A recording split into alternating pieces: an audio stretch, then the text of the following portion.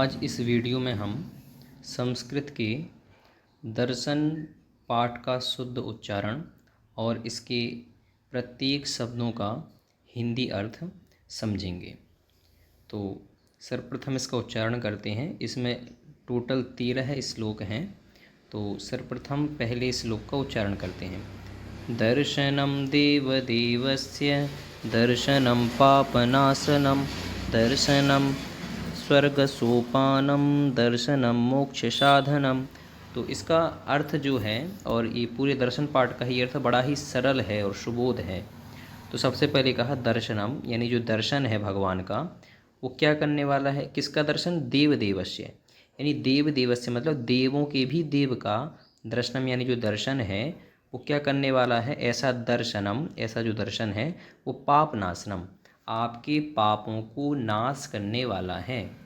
यानी क्योंकि आपने दर्शन करने से आपके जो परिणामों में शुद्धता आती है, विशुद्धता आती है, उससे हमारे पापों का क्षय होता है।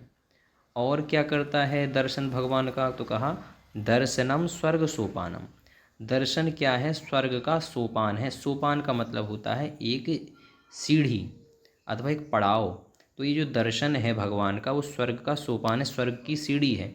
यानी अगर आप भगवान का दर्शन करते हैं पूरे मनोभाव से तो आपको स्वर्ग आदि की प्राप्ति भी होती है। और क्या है दर्शन? तो दर्शनम मोक्ष साधनम, दर्शन मोक्ष का साधन भी है। अर्थात मोक्ष को प्राप्त कराने में भी, यानी संसार के भ्रमण से छूटने में भी ये दर्शन जो है मोक्ष में भी कारण बनता है। तो ये बड़ा ही सरल अर्थ ये हुआ। अब देखते हैं द्वितीय श्लोक। द्वितीय श्लोक का उच्चारण करते हैं। दर्शनेन जिनेन्द्राणां साधूनां वंदनेन च नाचिरं तिष्ठते पापं छिद्रहस्ते यतोदकम्। तो देखिए इसका अर्थ भी बड़ा सुबोध है। तो कहा दर्शनेन जिनेन्द्राणां, दर्शनेन यानी दर्शन के द्वारा, जिनेन्द्राणां मतलब जिनेन्द्र भगवान का, जिन का मतलब होता है जीतने वाला।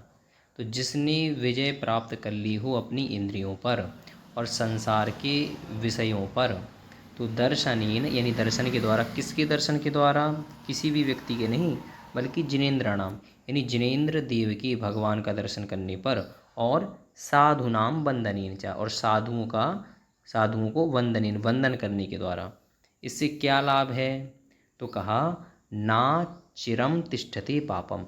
चिर का मतलब ज़्यादा समय तक, ना तिष्ठते नहीं टिकते हैं, पापम यानी पाप नहीं टिकते। यानी जो जिनेन्द्र देव का दर्शन और साधुओं को वंदन करता है उसके पाप ना चिरम तिष्ठते ज़्यादा समय तक नहीं टिकते हैं, यानी उनका क्षय हो जाता है। जैसे छिद्र हस्ते यथोदकम, छिद्र हस्ते जैसे, हस्ते मतलब हाथ के छिद्र में, यथा यानी जिस प्रकार, उदकम उदक मतलब होता है जल। तो जिस प्रकार हस्त में अधिक समय तक जल नहीं टिकता, वो छिद्र से निकल ही जाता है, आप कितना ही प्रयास करें। वैसे ही जिनेन्द्र देव का दर्शन करने से और साधुओं का वंदन करने से ज़्यादा समय तक पाप नहीं टिकते, वो हस्त से निकल जाते हैं जैसे जल निकल जाता है, इस प्रकार से। अब देखते हैं तृतीय श्लोक। वीतराग मुखम दृष्ट्वा पद्मराग समप्रभम जन्म जन्म कृतं पापम दर्शनेन विनश्यति। तो देखिए तृतीय श्लोक में क्या कहते हैं। वीतराग मुखम दृष्ट्वा, यानी वीतराग मतलब जिनका राग द्वेष वीत गया है, मतलब खत्म हो गया है, नष्ट हो गया है। ऐसे भगवान के मुखम दृष्ट्वा, ऐसे भगवान के मुख का दर्शन करने से क्या होगा वो इस पंक्ति में बताएंगे। लेकिन मुख है कैसा? तो कह रहे हैं पद्म राग समप्रभम। पद्म राग यानी पद्म राग मणि के समान, सम यानी समान, प्रभम यानी प्रभा है। यानी वीतराग भगवान का मुख कैसा है?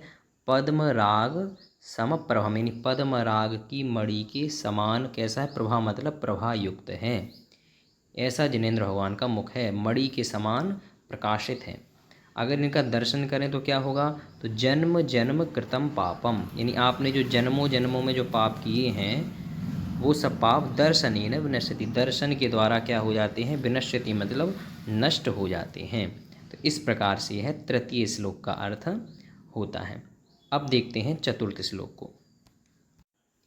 दर्शनम जिन सूर्यस्य संसारध्वान्तनाशनम बोधनम चित्त पद्मस्य समस्तार्थ प्रकाशनम।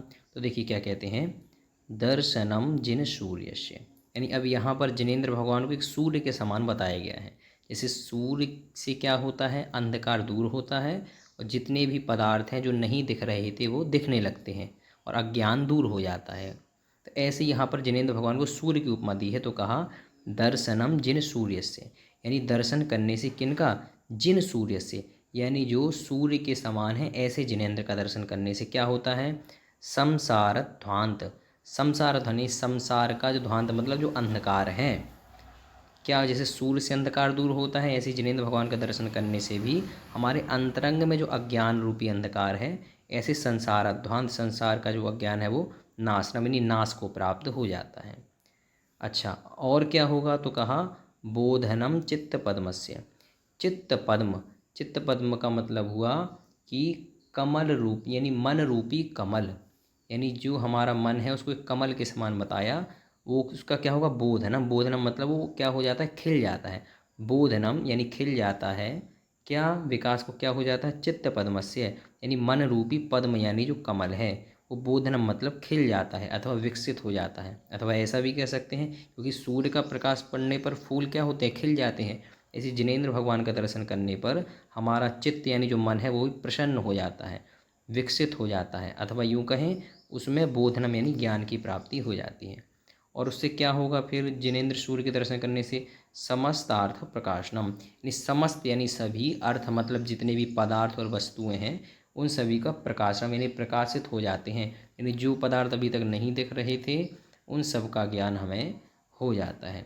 इस प्रकार हमने इस वीडियो में प्रारंभिक 4 श्लोकों का अर्थ और उच्चारण देखा।